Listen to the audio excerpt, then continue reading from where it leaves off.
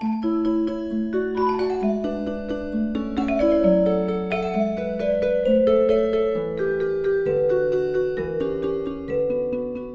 so delighted to have you with me today, Sonja. You're the executive director of the Waltham Land Trust, no? I am. I am the Tell me executive. about the land trust. Well, the Land Trust is our community's environmental nonprofit group. We are focused on saving land, restoring ecosystems, getting people of all ages and backgrounds outside to enjoy nature. We have some advocacy. We do a lot of wonderful things, and I can't wait to talk to you all about it. Um, So I don't know if I should get into it now, but I think were you going to ask me Well, about well, give me the history. When did it start? Fabulous?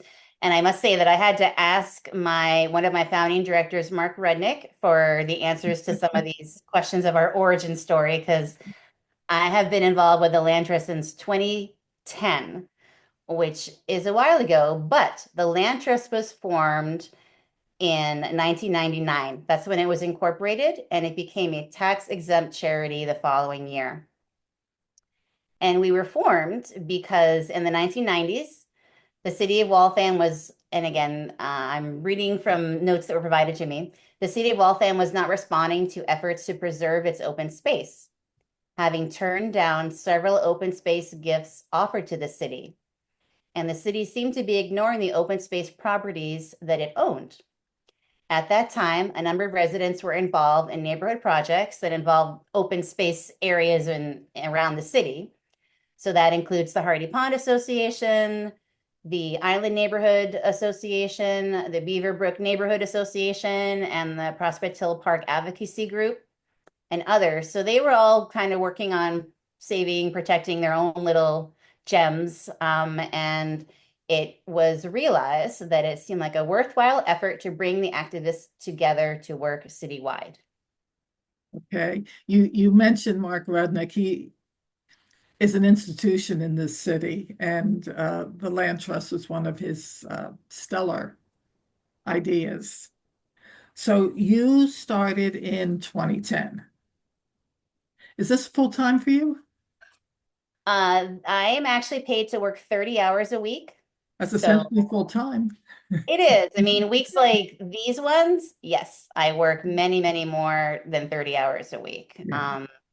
So there are other weeks when I just work a little less. Yes. But Okay. uh, but spring and fall are very busy seasons, so I do a lot of work then. So do you have any other people working as employees with the organization? We are so excited that our second staff person, whose name is Sherry, actually started on Monday. So Sherry's responsibilities, her title is the Tech and Development Manager. So I'm 30 hours a week. Sherry's going to be 15 hours a week, so part-time. Mm. And she's going to help us out with our tech things like the website and social media and all the tech things that I don't understand. That another wonderful person, Dan Melnichuk, another person on our board, has been doing for a very long time. And we're looking forward to having an employee take over a lot of those responsibilities so we can enjoy retirement. That's, I don't think you're going to retire so soon, are you? Yeah, yeah. So tell me about, obviously, an organization like the Land Trust, uh, a small staff, but you must have volunteers. Tell me about your volunteers. Oh my gosh. Well, our 14-member board of directors, several of whom are on the call here, are volunteers. So they are fabulous and they help me get the work done. We have a few new volunteers who help out with office work, like labeling newsletters, and when we have our year-end appeal, doing some like mailer stuff. Mhm. And some other new folks are going to help us at our outreach table when we go to festivals or the Waltham Farmers Market. So we'll have some volunteers helping us spread the word. But our main collection of volunteers are our fabulous trail stewards and land restorationists. And these are just the best people in the world. They serve as the eyes and ears of our open space. They help us maintain and enhance our trails and our parks. They remove litter and invasive plants on their own or during group activities.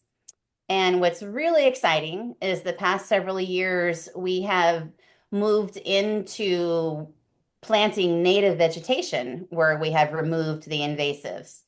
When I started the program back in 2012 or 13, we we didn't really have that knowledge. We were just kind of identifying the plants and removing them. And plus we didn't have a lot of funding to buy plants and whatnot and all of that jazz. But now we have some really fabulous stewards who are incredibly knowledgeable about plants and what we need to do to restore ecosystems. So people have been involved in helping us really make significant changes in helping to combat climate change by putting native vegetation that helps our pollinators and helps our native wildlife by providing them the food, the berries, the leaves, and then places for them to make their homes. So that's really awesome. So our volunteer trail stewards, we've trained about over 300 volunteers. We have an annual training every year, and like I said, we started the program in 2012. And then throughout the year, I meet folks at the office and give them like little mini trainings if they can't make our annual training, which is in April. So of those 300 plus volunteers, I'd say maybe 50 of them are really very active. And by that, I mean, every week, Betty McKenzie is one of our lead stewards, and she organizes group activities around the Hardy Pond area and at the Wellington Fields property. So every week she has people helping her. Emily Sypek often has cleanups along the Charles River. So we have a lot of frequent activities that people regularly help us out with. Well, And 50 volunteers is a large number. And yeah, so how do you let others in Waltham know what you're doing? well, a variety of ways. Probably one of the most significant ways that people find out about our events is through our website, walthamlandtrust.org.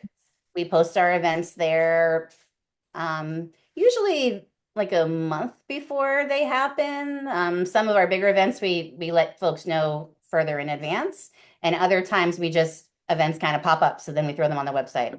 But a lot of people get my e-blasts, which I send out a couple of times a month. And those are where I talk about our upcoming events. Occasionally, we have a call to action where we're asking for people to reach out to the mayor or their ward councilor about some advocacy issue we have. So the e-blasts is what people tell me they really like. Good, good.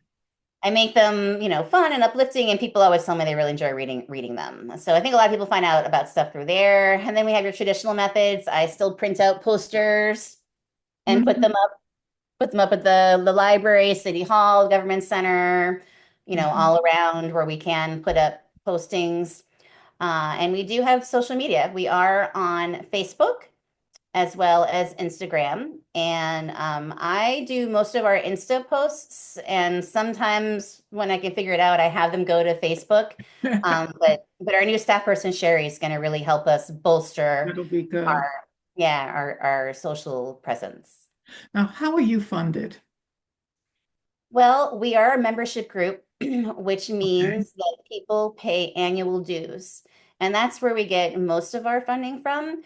Even though the dues are really affordable, it's only $25 for the whole year, which is less than what I pay to fill up my car It's with 50 cents a week. pretty much. So $25, a household is just 50. We don't do any more. And we also have a $15 living lightly rate, which if folks can't swing the $25, it's the same thing. You get the same benefits. And it's kind of meant like for seniors or students or veterans or folks who just can't swing that $25. And then, of course, there are levels above the $50 that we would love people to join us at. So you're So saying if somebody wanted to pay you more than 25 or 50, you would accept it? gladly. Yes, please. And as a member, the benefits include not only the great warm feeling you get to help us create a legacy of land conservation in Waltham. Occasionally we do charge for our events, our fundraisers. Like every once in a while, we have a yoga fundraiser. In fact, we just had one a couple of weeks ago. And we do yoga either at a studio or we do it outside in our open spaces. So members get like a $5 discount on that. Mhm. Also with our Green Space Blues Jam, which I'll talk about in a little Yeah, bit. I do want Um, to hear about that. Yes. yeah, you get a $10 off. Members get a $10 off of that ticket price. But also members get twice a year, we mail a what we call the journal, and that's our newsletter. It's like an 8-page newsletter where we go into detail about our programs, our people, our properties, and oftentimes we talk a lot about the history of our properties because I have to give a shout out to Marie Daly, who is another founding director along with Mark. Marie tells us everything that we need to know and want to know about the history of the properties that we do work on. So the journal really gives members a behind the scenes, in-depth look into the work that we do. So I strongly urge people to become a member so that you can find out even more about us. But that's, membership is one way we have our funding. Our biggest fundraisers, the Blues Jam, which is going to be in a cup next week. And then every fall we have our 5K trail run walk on the Western Greenway Trail. And so those two fundraisers, one in the spring, one in the fall, is where we bring in a lot of money as well, through sponsorships. And this is when local businesses can show that they care about the environment and they give us some money and we put them on the website and talk about how great they are. And so sponsorships help us a lot with our funding. And then of course the money that we raise at the fundraisers, through ticket sales or the online auction or with the race, with registration fees, those help too. And another big part of our funding comes just from straight donations. Folks, if you don't, maybe, people don't necessarily want to be a member and all that jazz, but they still want to get, show support for the environment. So they just make a donation at the end of every year. We, like everyone else, have our year-end appeal, and we tend to bring in money at that. And then lastly, we do get money from grants. Mhm. Um, we were always applying for grants, and we have success with local foundations and family foundations and folks that we tend to get funding from every year. Those are folks we can count on. The grants provided by the Commonwealth or at the federal level are a lot harder for us to secure. We're just a small little group, and it's hard for us to get those grants. Yeah. But we keep trying. Did have a question come up since we're talking about money and budgets. Karen would like to know what specific expenditures do you have throughout the year? And I'm going to assume beyond salaries. Right. That is our main expenditure, Yeah, right? I would think To so. say it, I'm sorry, but there we are. Of course, we have our office space, Mhm. which we love, love, love, love, love. We are now located on Main Street. Actually, it's on Common Street, but it's right behind Cafe on the Common, and it's in this big, beautiful, old historic building. So I have like a fireplace, and I have my own bathroom. I have a really awesome office that I love. I do miss being at the field station. I miss our colleagues at the farm, and others. But anyway, so we have our office space. Throughout the year, I'm always buying tools and supplies for our stewards. Mhm. And then things like printing our pamphlets, our trail guides. Unfortunately, not unfortunately, but I try to get grants for those, and I try to reach out to our local print shops and see if they can give us a deal, and that doesn't hasn't been successful lately. So we have to, just keep paying to have things printed. Although a lot of our materials are available on our website. Mhm. So that's good. And yeah, there's just different things throughout the year that come up. Good, good. Now, I've noticed the last couple of years there are trails popping up all over Waltham. And I tell you the truth, I get confused. I don't know where they are. I don't know how to get onto them. I don't know where to leave my car if I want to drive. What can you tell me about the trails in Waltham? The bike trails, the walking trails. Yeah. There are a lot of them. We are blessed to have so many trails and parks and open spaces in Waltham. A lot of folks don't realize how many we have. I'm surprised always when I offer walks. I say, "Who's been here before?" And I get a handful of folks who have never been there. They've never heard of Prospect Hill Park and blah, blah, blah. So, we do not at this time have one map that shows all of the trails and parks and things like that. We hope maybe Sherry will want to undertake that endeavor. But on our website, we do have trail maps and guides for pretty much every property that we own or maintain or help the DCR to maintain. So on our website, walthamlandtrust.org, under the trails tab up at the top, when you click on that, it brings you to a page where we have about a dozen two-page trail guides. And on one side, it's the map and it shows you the trails. And on the other side, it talks about where to park, how to get there via public transportation. But more so, we talk about the history and the ecology and all the cool stuff about the open space. So that's one resource.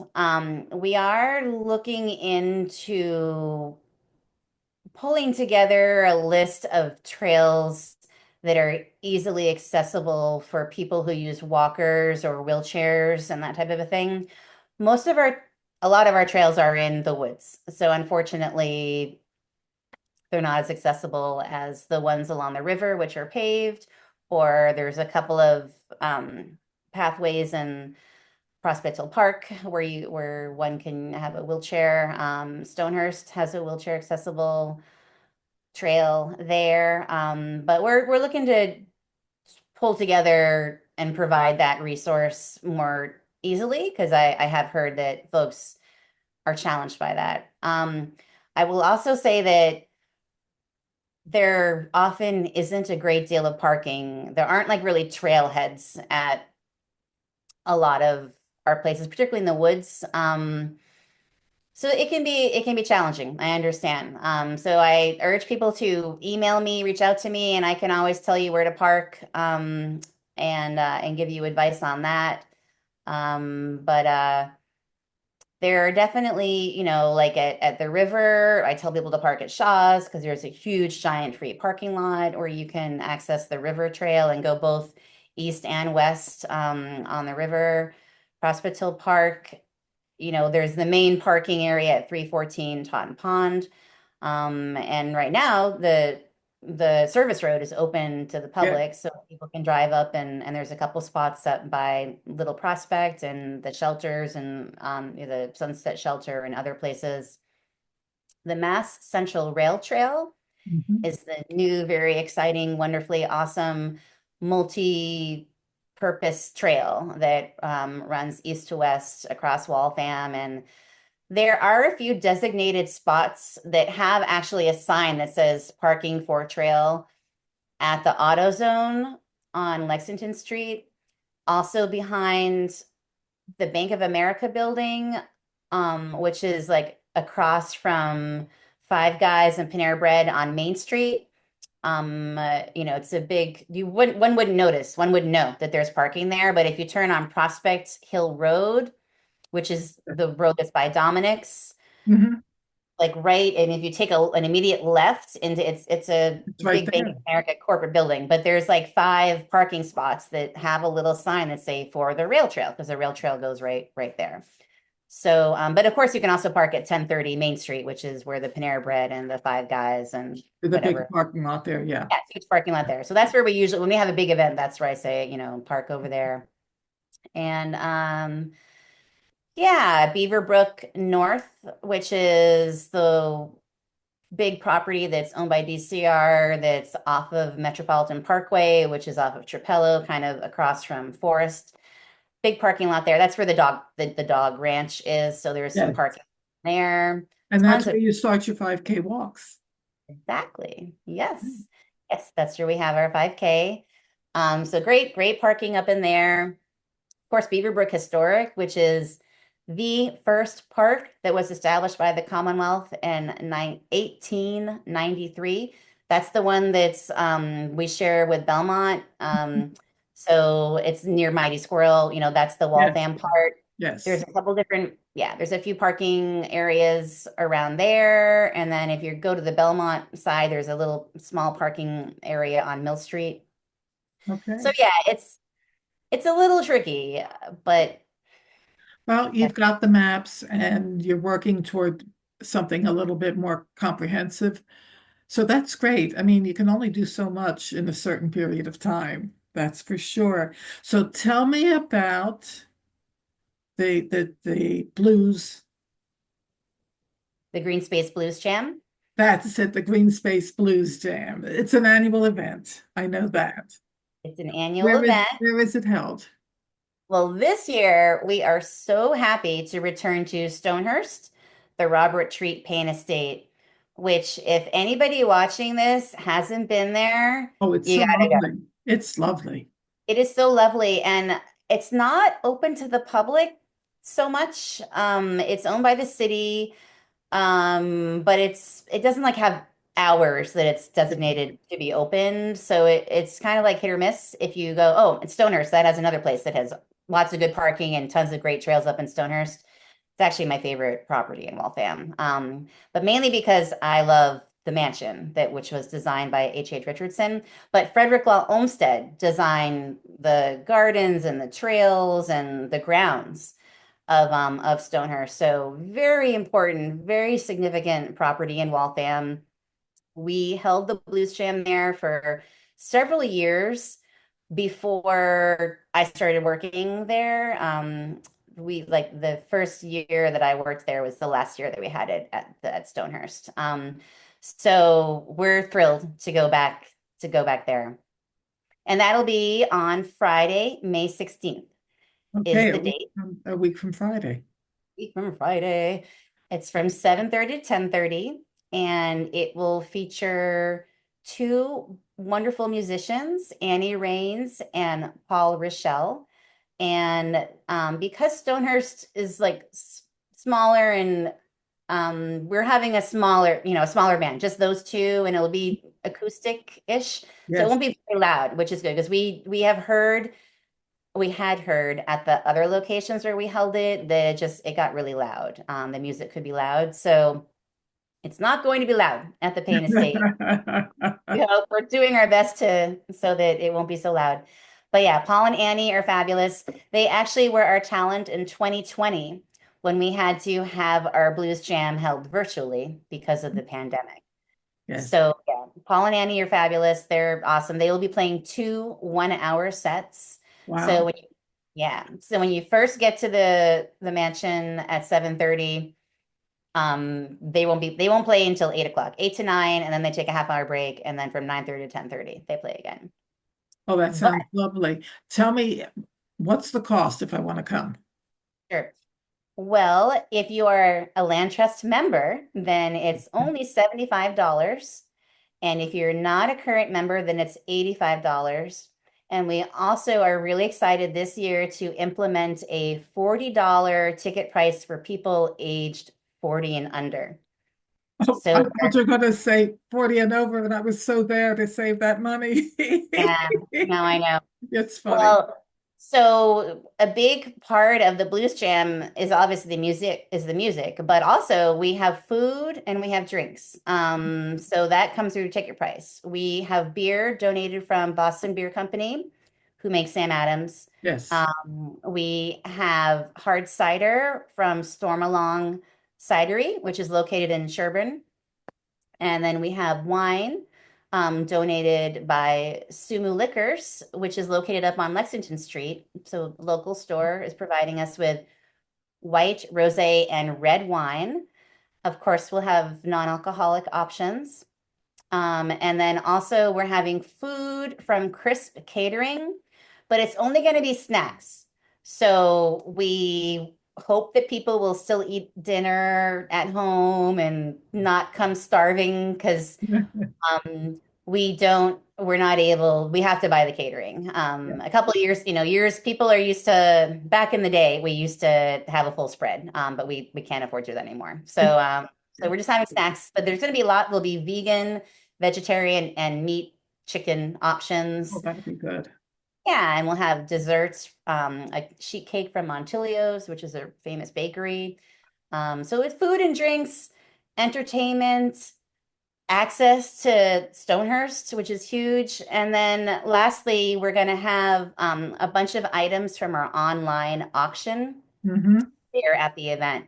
So people can walk around and look at the handmade scarves. We have several of our board members and other people, knit. So we've got like some shawls. We have a lot of paintings and, big pretty photographs. We have a lot of ceramics. We have some very talented people in our world who are generously donating bowls and all sorts of nifty things. So we're going to have maybe not all, but a lot of the items that are viewable on the online auction at the event. And we'll have QR codes so you can scan because the auction opens on Wednesday. Well, a week from today, the online auction will open and it will end on Sunday, the 18th. So we encourage people to look at the website, start bidding on Wednesday, and then come to the event and realize, oh my gosh, I've been outbid. So use your phone to hit the QR code and then rebid. And it's fun. So the auction is a really big aspect of the Blues Jam as well. And that's just like blossomed in popularity and the number of and quality of products that we offer. And that's a really cool thing too. It sounds like so much fun. It really is. It's a good time. And the other good thing about Stonehurst is that there are a lot of little rooms. Yes. We're not able to go upstairs. No. Cannot go upstairs. But there are some little rooms on the first floor that one can go over to and hang out in. And then also praying for good weather so that people can go outside on the patio and be outside. So, if you don't like blues music, you can still come and have a great time. There'll be a lot of us there to talk, and we're excited to get to know you better. Okay. Uh, I had a question come up. Karen would like to know if you have any special challenges other than the regular ones that always pop up when running an organization such as the Waltham Land Trust. Well, yes. Yes. Um, some of the challenges that we face are getting things accomplished in a timely manner when trying to coordinate with the city on some things. Some of our advocacy work has been hard, specifically regarding the requirement for conservation restriction documents to be placed on all city properties that were purchased using Community Preservation Act funding, and also other properties that were bought or given to the city before the CPA was passed in Waltham with the intent of those lands being left in open space in perpetuity. So You're talking encouraging, about deed restrictions now? yes, exactly. Yeah, yep. It's like a document that's filed with the state that these are the uses that are allowed on this property. And the holder of the conservation restriction, which would most likely be the land trust, is responsible for surveying the property at least once a year and seeing if the if the terms of the agreement are being upheld to. So if the uses are as they are supposed to, that there's no encroachment from the neighbors and things like that. And if there are issues on the property, then it's the responsibility of the CR holder to inform the owner, which in this case would be the city of Waltham, hey, this is what's going on the property. You need to address it with the neighbor. And if the issue isn't addressed, then the holder of the CR is empowered to take the owner of the property to court and be like, hey, you're not abiding by what's going on here. And Okay. you're not doing the best of your ability to ensure that the uses that are supposed to be here are happening. Okay, I trust you're working on that. I realize how difficult it can be sometimes in what is a relatively large city to get through some of the red tape. Exactly. Yeah.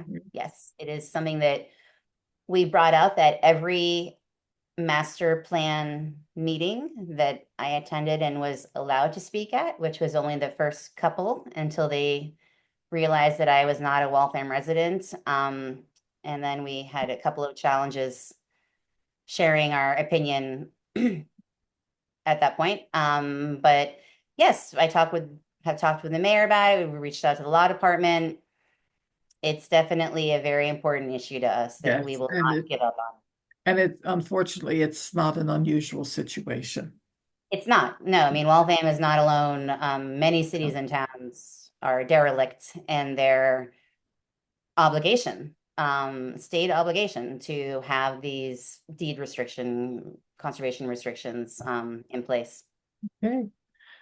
So I've just about run out of questions here, and I'm not seeing many come in from the audience, but let me ask you, what else do you want to tell me? What have I Wow. forgotten? Because you know the land trust, and I'm sitting out here on the outside, and I know a lot, but I don't know everything. Sure.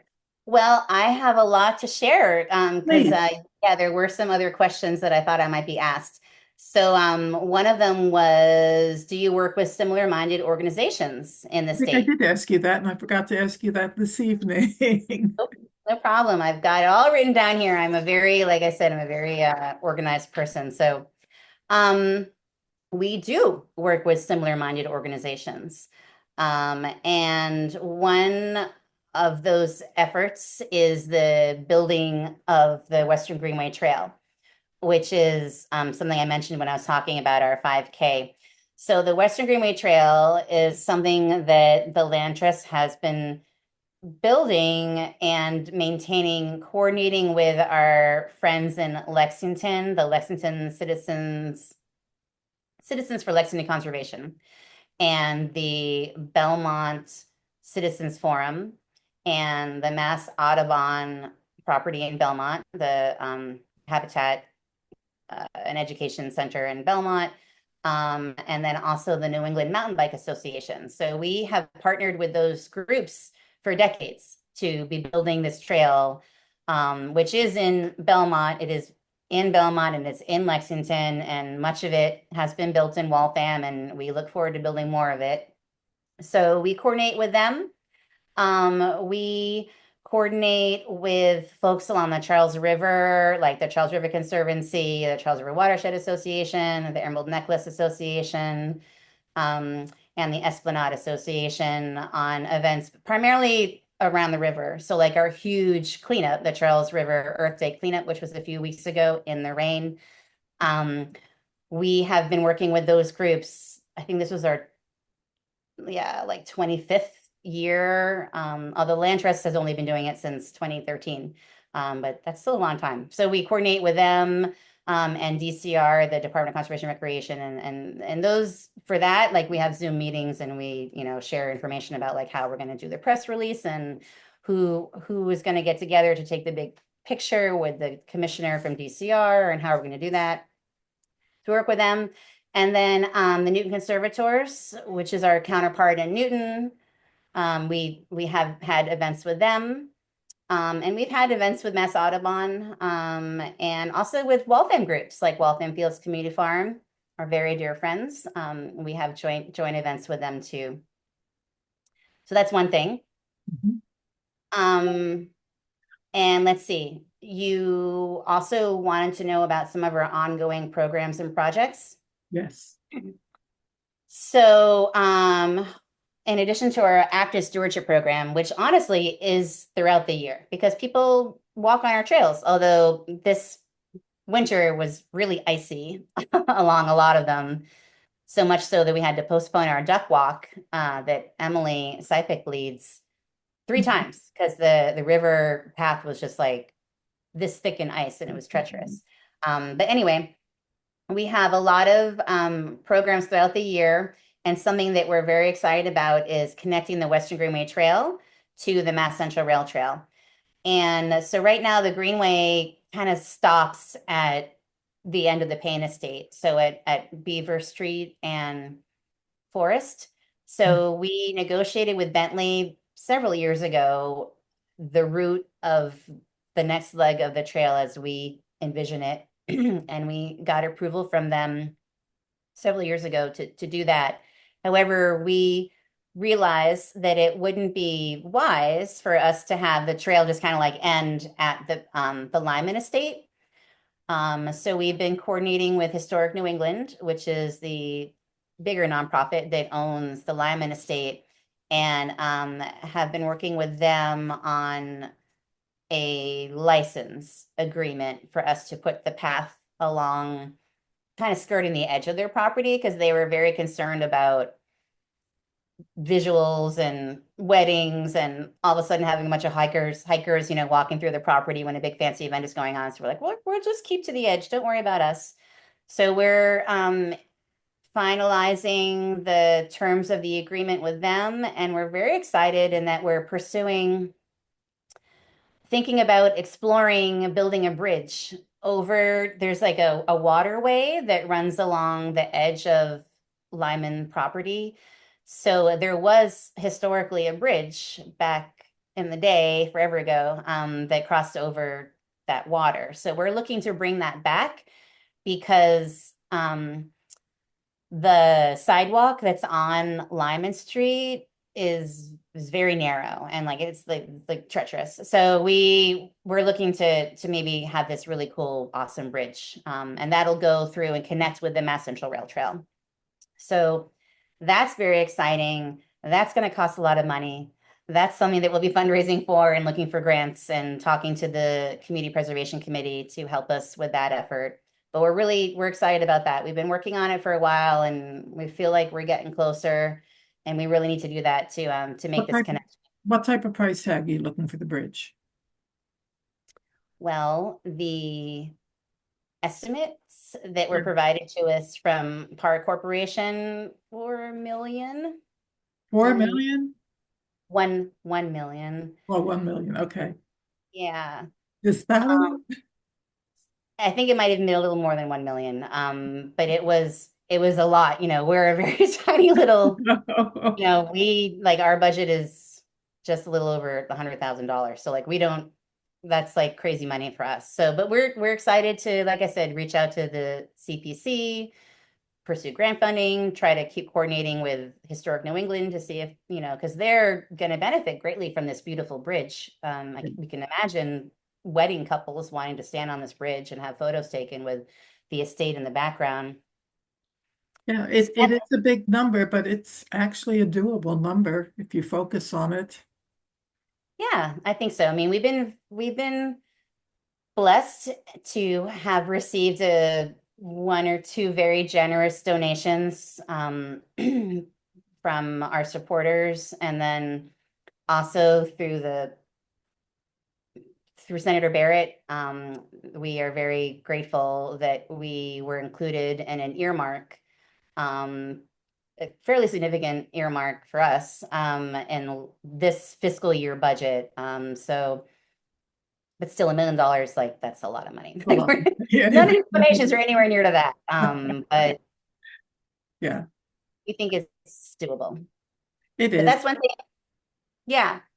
A couple other things I wanted to talk about, if I may, is another ongoing project that we're working on is looking to end the need for and use of second generation anticoagulant rodenticides, also known as SGARs, to deal with the rodent problem in Waltham and all over. So I think maybe some of you have heard Explain, about. explain to the audience the significance of this. Yes. Because rats have been a problem since before the pandemic and they got really bad. Yeah. So, Yeah. So unfortunately, when food waste is not properly disposed of, and when it's left in overflowing dumpsters or next to trash cans or just on the sidewalk, that is a food buffet for rodents. And so rodents are attracted to high traffic areas, but also just, neighborhood residential areas. It's a problem that's all over Waltham. It's not just Moody Street or the South no, Side. I definitely, we've caught them in our yard. yeah, yeah, they're everywhere. So, and a lot of pest control folks use what is called an SGAR, the second generation anticoagulant rodenticide, which is often in those black boxes Yeah. that you see. And they also are often in these little rock boxes. It's like a fake rock, but if you look at it, you see there's a hole in it, and that's also has the SGAR in it.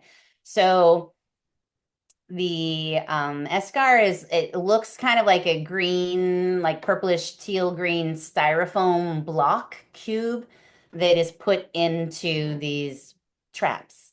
And they smell good and it attracts the rats. So the rats go in and they eat that stuff and then they leave and then they go back to their burrow or they hang out, and it takes a while, but it slows them down and it basically prevents the ability for their blood to coagulate. So, and when there's enough of it in them, then they die.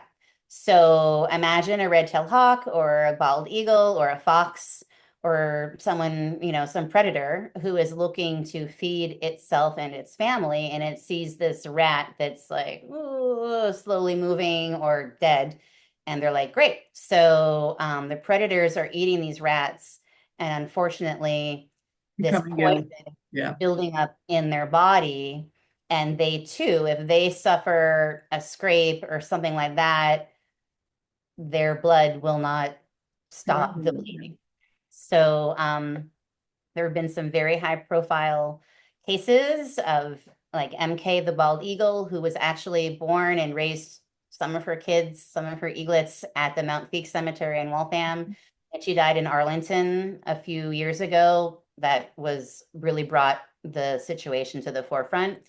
So the Waltham Land Trust, through our stewards, actually, I was telling the stewards about this great woman, Laura Kazel, who in Arlington was starting this group, Save Arlington Wildlife, and doing amazing things to urge the city or the town of Arlington to not use baits with that poison in them, but instead use just your traditional snap traps, or there's like an electric trap that kills them instantly. CO2 is also an option to put that into the burrows and then they suffocate. There are a lot of alternatives. So what we're trying to do is educate residents and property owners about the alternatives so that we don't see our wildlife succumbing to this terrible death. And it's not just the wildlife. I know 3 Waltham Land Trust members whose dogs have Yeah. become sick because they go after rats too. So if you have an outdoor pet, they're at risk. It's a huge deal. So in Waltham, through our advocacy, the city says that they are no longer using SCARs on city properties. And there is an effort to create a dumpster ordinance that will regulate and result in there being some monitoring of the dumpsters along Moody Street and elsewhere so that those can be more tidy. Yeah. Um, and we're really happy that the city installed those big belly trash cans along Moody Street and Main Street, which, keep all of the trash inside, and they're made of metal. There's no way the rat can get into it. So that's really great. So we're really proud of our Save Waltham Wildlife Initiative. This is a subgroup of the Land Trust that was formed, again, by our stewards because they knew and saw the birds, the raptors along the river that were succumbing to having eaten too many rats. And I just had a meeting with the faculty, not the faculty, but the facilities and the VP of campus operations at Brandeis to convince them to not use SCARs because unfortunately they do on the Brandeis campus. And red-tailed hawks have been found dead there, and that must be just traumatizing for students. Bentley does not use SCARs. So we're working to convince Brandeis to follow that. Sometimes I think people lack the knowledge or the understanding, and if you can bring that, it's a step closer to resolving the issue. Absolutely. And in this meeting we had with them, and I was joined by the president of the Students for Environmental Action group at Brandeis. And so the facilities folks were very interested in engaging the students and saying, Justin, can you please urge the students to do better about disposing of their food waste around the dumpsters, and they might just not know that this is what's going on. So we're going to be having some educational programs, doing some tabling, handing out some materials. We even thought about maybe having like a poster at the dumpster that says, this is what happens when you don't lift up the lid and put the trash into it. It's left behind, the rats come. Brandeis has to put rat traps out. They don't have to use them with SCARs, but Brandeis has to deal with the rats, and so yeah, education, huge part of what we're trying to do. Okay. And then if I may just say one more thing. Of course, you're a I story. can go on and on forever. Ask anyone who knows me. I Oh, can we talk have about time. We have time. great. Well, this last thing that we're very excited about is that we are buying land. The Land Trust is. We were able to secure 3 small parcels on the shore of Hardy Pond in 2023. I did hear about that, yes. Yeah, so we have what's now called our Lakeview Preserve, and it's right on the western side of Hardy Pond, accessible by Lakeview Avenue.